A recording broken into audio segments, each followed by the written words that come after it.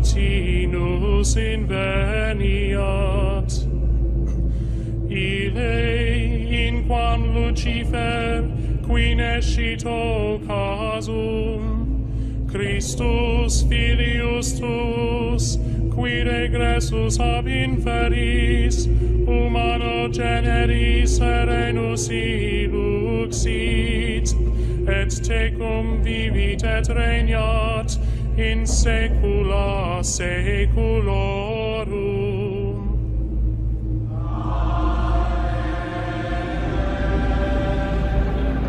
Si vous étiez aveugle, alors vous seriez purs et sans péché.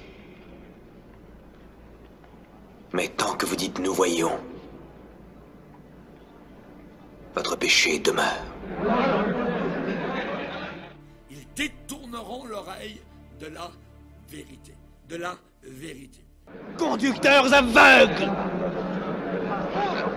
Vous coulez un insecte et vous avalez un chameau!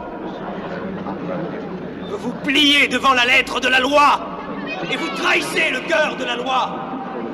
Justice, miséricorde, fidélité.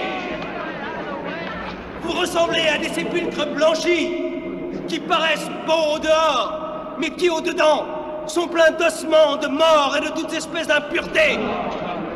Vous voyez ces pierres? Eh bien, je vous le dis en vérité, il ne restera pas ici pierre sur pierre qui ne soit renversée. Votre maison sera laissée triste et déserte. Elle sera le domaine des lézards et des araignées. Serpents, race de vipères, comment échapperez-vous au châtiment de la géhenne? Tiens, mes amis, Satan, il en a dans son sac. Adam et Ève, voyez, l'enfer, c'est un dispositif littéraire. Il dit l'enfer est simplement une métaphore de l'âme isolée qui, comme toutes les âmes, seront finalement unies dans l'amour avec Dieu. Tout le monde va au ciel. Et il le dit. Et il le dit. Écoutez bien. Je cite. Et ce que des millions de catholiques croient, et de nos amis chrétiens évangéliques aussi. Dans un discours qui a choqué, je dirais, ceux qui ont connu le premier temple, voyez. Donc, il a parlé à travers le monde entier, le pape François a déclaré, écoutez bien, toutes les religions sont vraies. L'Écriture enseigne que le soi-disant Dieu ou les dieux des religions non chrétiennes et païennes ne sont pas dieux, mais des démons.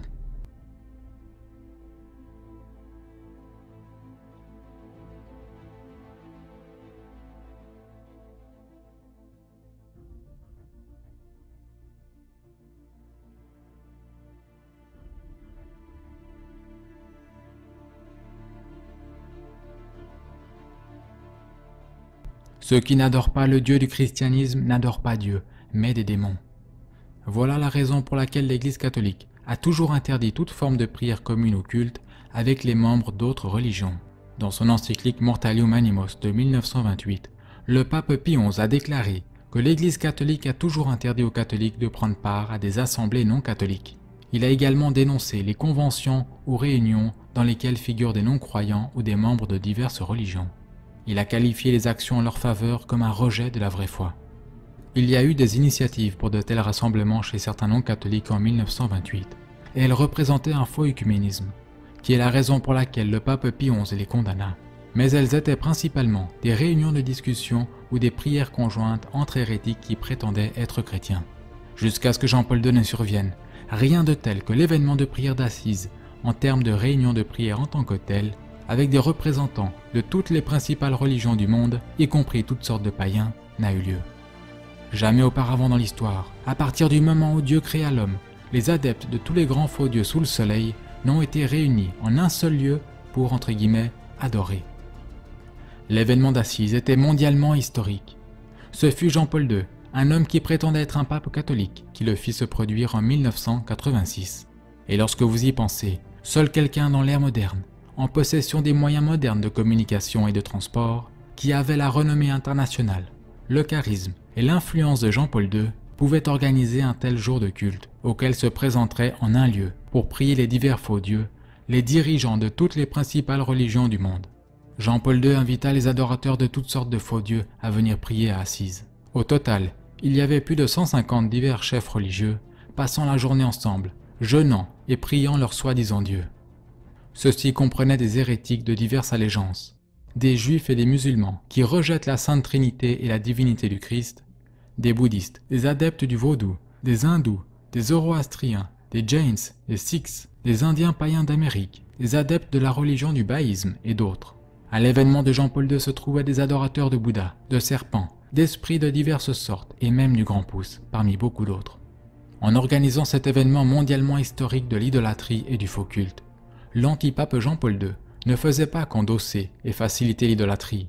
Il a fait ceci certainement, mais il commettait également lui-même l'idolâtrie. Car l'acte même d'organiser un tel événement est une profession de foi publique en de faux dieux. C'est une profession de foi en tous les faux dieux adorés à Assise. Pensez-y de cette façon.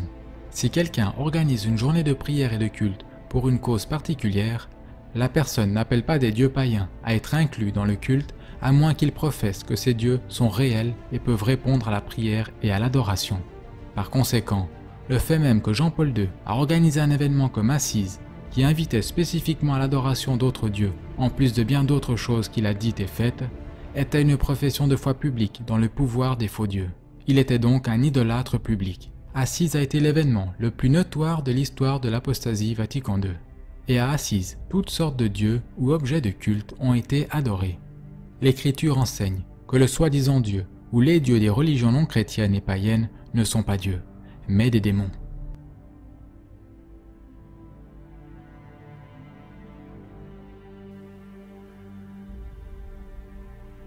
Hey! On va s'arrêter juste là-dessus. bouddhistes, les mahométans, les hindouistes qui adorent Vishnu, Krishna, tous les démons de l'enfer. One day, Jesus is coming. You may be at church. You may be at work. You may be asleep. God grant that you will be ready when He makes His personal appearance. My God, what if His appearance occurs on a Sunday morning? My prophetic word to you this morning is get ready! Get ready!